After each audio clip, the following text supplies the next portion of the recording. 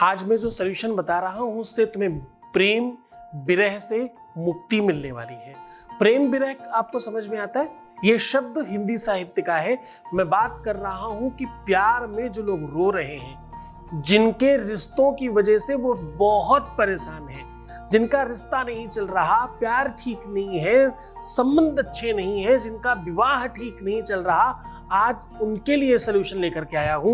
मैं बात कर रहा हूं कि अगर आपका विवाह ठीक नहीं चल रहा, अगर आपकी बिटिया या आपके दामाद के साथ आपस में तालमेल ठीक नहीं है, या आपके स्वयं के तालमेल ठीक नहीं है, आपके बेटे और बहू के बीच में संसर्ग बहुत अच्छे नहीं है, बहुत विवाद रहता है, बहुत झगड़ा रहता है, या आपके अपने पार्टनर के साथ आपकी खुद की नहीं बन रही है, जब भी प्रेम में विरह हो, या तो होता है योग और या तो होता है संयोग और या तो होता है कुयोग। आज कुयोग को संयोग में परिणित करने का उपाय लेकर के आया हूं। मैं कह रहा हूं कि प्रेम विरह से मुक्ति मिलेगी। आपको जलानी है सिर्फ और सिर्फ इस कोने में, इस दिशा में अगरबत्ती। कौन सी दिशा में अगरबत्ती जलानी है, समय, तरीका, ढंग, वो मुहूर्त सब बता रहा हूं। जानिए पूरा विश्लेषण।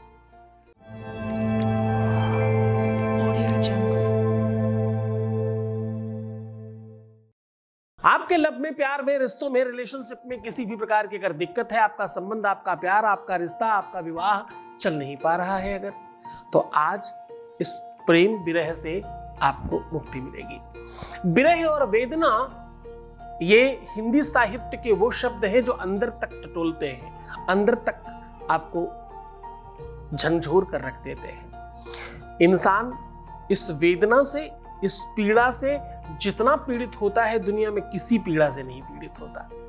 रुपए पैसे कम हो तो किसी तरह से काम चलाया जा सकता है, ब्रांडेड और अनब्रांडेड चीजों में मैनेज किया जा सकता है, बहुत महंगी चीजें नहीं लेंगे हम, सस्ती लेकर काम चला सकते हैं। जरूरी नहीं है कि बहुत हीरे जवाहरात पहने हम आर्टिफिशियल चीजों को पहनकर जीवन चला सकते हैं। बहुत स्पेशल खाने के बजाय हम 1500, 2000, 5000 की पिज्जा बर्गर खाने से अच्छा है कि हम दाल रोटी खाएंगे और जीवन अच्छी तरीके से जिएंगे। लेकिन अगर प्रेम नहीं होना तो ना तो 5 स्टार का भोजन और ना तो घर का खाना कुछ हजम नहीं होता। आज उसी दिशा में तुम्हें मजबूत करने की बात कर रहा हूं। लेकिन सावधान, रिश्तों को बिगाड़ने में भी तुम्हारी अपनी जिम्मेदारी है, ये बात ध्यान रखना। जब तक तुम्हें एक्सेप्टेंस नहीं है, जब तक तुम इस बात को स्वीकार नहीं कर लेते कि तुम्हारी अपनी बहुत बड़ी गलती है, कहीं ना कहीं तुम्हारे अपने कार्मिक अकाउंट में दोष होगा, कहीं ना कहीं तुम्हारे अपने स्वाभाविक तौर पर तुम कुछ ऐसा चाहते हो अपनी लाइफ में जो हो नहीं सकता, इस वजह से तुम्हारा प्यार तुमसे दूर है। तुम कुछ ऐसा बनाना चाहते हो जो रिमोट कंट्रोल से चल सकता है। ध्यान रखना, प्यार रिमोट कंट्रोल से चलने वाली कार, एसी, टीवी नहीं है जिस पे आप मनचाहा गाना बजा लें या मनचाहा टेम्परेचर सेट कर लें। ये वो दिशा है जहां पर तुम्हें सेट होना। ध्यान से समझना, प्रेम शरीर का कोई अंग नहीं है। ये जो तुम इधर इशारा करते हो ना, प्रेम इधर है और ये एहसास है केवल। इस एहसास को बहुत खास बनाना है तो यहां से यहां तक का कनेक्शन बहुत स्ट्रेट करना होगा। तभी तो इस उंगली में, रिंग फिंगर में अंगूठी पहनाते हैं। इस उंगली का की जो नस है वो सीधी हार्ट पे जाती है, सीधा दिल में कनेक्ट होती है, इसीलिए इसमें अंगूठी पहनाते हैं। आज तो मैं कह रहा हूं, अगरबत्ती जो वास्तव में निषेध है, अगरबत्ती जिसमें बांस लगता है, अगरबत्ती जिसे जनरली नहीं जलाना चाहिए पूजन पाठ में, आज मैं उसी अगरबत्ती को कह रहा हूं कि इस कोने में जरूर जलाना। इस कोने में जलाने से तुम्हारे घर में उस प्रेम वियोग से मुक्ति का साधन बनेगा। तुम प्रेम में वियोग में नहीं रहोगे, प्रेम के संयोग में रहोगे। तुम्हारे इस कोने में अगरबत्ती जलनी चाहिए और दिन में नहीं, रात्रि में जलनी चाहिए। जरा ध्यान से समझ लीजिए और पूरा का पूरा विश्लेषण, पूरा तरीका आपको सिखा रहा हूं और समझा रहा हूं। अगर आप ये करना शुरू कर दोगे तो आपके जीवन में ये विरह कभी नहीं आएगी। उसके पहले आपके बीच का एक अनुभव ले रहे हैं, वॉइस मैसेज प्लीज।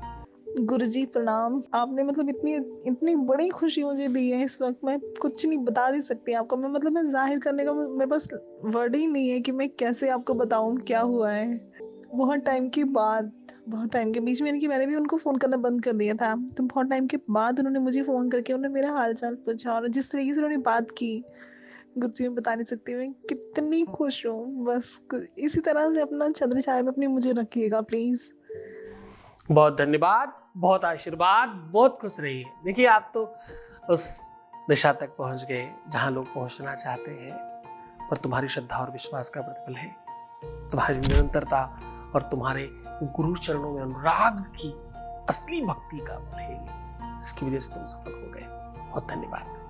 अब सीधा उपाय की ओर बात कर रहे हैं कि आपको अपने घर के किस कोने में अगरबत्ती जलानी है। हाँ, आपके बेडरूम में अगरबत्ती जलानी है। बेडरूम में अगरबत्ती जलाने से आपका घर परिवार, आपका संसार, आपका प्यार, आपका परिवार, आपका विवाह, आपकी शादी बच सकती है और पूरी तरह से आपके अनुकूल हो सकती है। जरा समझने की कोशिश करना कि ये करना कब है और किस स्थिति में करना है। अगर सब ठीक चल रहा है तो बिल्कुल भी मत करिएगा। ध्यान समझिए, अगर वियोग है, अगर कुयोग है तो ही करिएगा इस उपाय को। आपको करना क्या है, आपको शनिवार मंगलवार दोनों दिनों में किसी भी दिन का चुनाव कर लीजिए। अब चुनाव तो आप एक दिन का करेंगे, लेकिन आपको ये लगातार कम से कम 11-21 दिनों में शनिवार रविवार शनिवार मंगलवार शनिवार मंगलवार शनिवार मंगलवार ये आपको करते रहना है। कंटिन्यू शनिवार रविवार कर सकते हैं, शनिवार मंगलवार कर सकते हैं, दोनों में से जो सुविधाजनक लगे उसमें कर सकते हैं। ध्यान रहे ये काम थोड़ा गुप्त रूप से करिएगा, क्योंकि लोगों को अगर पता चलेगा तो बिना मतलब विवाद फैलेगा और लोग गलत समझेंगे, जबकि इसमें गलत कुछ नहीं है। अपने घर की अच्छाई के लिए कर रहे हैं। ये काम आपको रात्रि में करना है, अर्धरात्रि में भी करें तो कोई बुराई नहीं, सोने के पहले करना है। अब करना क्या है वो जरा ध्यान से समझने की कोशिश करना। एक अगरबत्ती जलानी है और 7 बार अपने बेड पे इसको घुमाकर बाहर किसी भी गमले में ऐसी जगह लगा दीजिए जहां कोई जलने वलने की दिक्कत ना हो और किसी प्रकार की कोई समस्या ना हो। ये बहुत सीधी बात बताइए, अब इसके अंदर प्रवेश करके बात कर रहा हूं। ये जब आप जलाएंगे और जिस समय आप घुमा रहे होंगे उस समय आपको एक शब्द बोलना जरूरी है। बस ये शब्द है जो इसको पावरफुल बनाएगा। और जैसे ही आप इस अगरबत्ती को अपने बेडरूम में बेड के आसपास घुमा करके बाहर किसी भी बालकनी में, छत पे या ऐसे गमले में जहां पर ये जलता रहे वहां लगाएंगे, ये जितनी देर तक जलती रहेगी उतनी देर तक आपकी समस्याएं उस धुएं में उड़ती रहेंगी। आपको क्या बोलना है? आपको बोलना है सर्वा बाधा विनिर्मुक्तो भव। क्या बोलना है? सर्वा बाधा विनिर्मुक्तो भव। ये मंत्र है और जैसे ही आप इसमें ओम क्लीम लगा देंगे तो ये बीज मंत्र हो जाएगा। तो क्या करना है हमको? ओम क्लीम लगाकर बोलना है सर्वा बाधा विनिर्मुक्तो भव, ऐसा कह के। और अपनी इच्छा, अपना मनोरथ, अपनी वो बात जरूर कहना। तुम शादी करना चाहते हो, विवाह करना चाहते हो, प्यार पाना चाहते हो, प्यार को आकर्षित करना चाहते हो, उससे बात करना चाहते हो, रिश्ता सुधारना चाहते हो, उसको वापस बुलाना चाहते हो, उसी से विवाह करना चाहते हो, ईटी थी कुछ भी जो तुम चाहते हो, ईटी से कुछ भी जो तुम चाहते हो, वो मनोरथ जरूर अपने मन में रखना। और इस अगरबत्ती को जाकर के बाहर किसी कमरे में, छत में, बालकनी में लगा देना। ध्यान रहे ऐसी जगह लगाना जहाँ जलने की कोई प्रॉब्लम नहीं हो, समस्या नहीं हो। बस पूरे मन से, पूरी श्रद्धा से, पूरी ताकत से कोई भी बीज मंत्र और ताकतवर गुरु से हो जाता है। जब कोई गुरु बताता है तो उसकी ताकत बढ़ जाती है। सामान्य राम राम जब गुरु कान में फूंक दे तो वो पावरफुल हो जाता है और आपके लिए गुरु मंत्र बन जाता है। तो मैं साक्षात सामने बैठकर बता रहा हूँ, अगर तुम गुरु मानते हो तो तुम्हारे जीवन में सफलता आज से ही शुरू हो जाएगी। तुम मुस्कुराओ, सुंदर बनो, हर आधे घंटे में प्रणाम करके पानी पीना और अपना बड़ा ख्याल रखने की कोशिश करना। मैं हूं तुम्हारे साथ। रोना मत, परेशान मत होना, एकदम दुखी होने की आवश्यकता नहीं। क्यों नेगेटिव हो रहे हो? प्रीवियस लाइफ मत बताना। पैसों का आदान प्रदान नहीं करना है किसी भी सूरत में, प्यार में। हाँ, सिर्फ तुम खुद का ख्याल रखो। रोने से, परेशान होने से सब खराब कर बैठे हो। एक बार रोने से 41 डेज खराब होते हैं। दिन में जितनी बार रोए उसको 41 से कैलकुलेशन कर लो, उतने दिन बर्बाद कर दिए। कोई तुम्हारे लिए मेहनत कर रहा है इधर, तो ध्यान रखो, तुम सिर्फ अपना ख्याल रखो। मैं तुम्हारा तुम्हारे प्यार का, तुम्हारे परिवार का, तुम्हारे व्यापार का, तुम्हारे संसार का, सबका ध्यान रख रहा हूँ। ओम नमः शिवाय।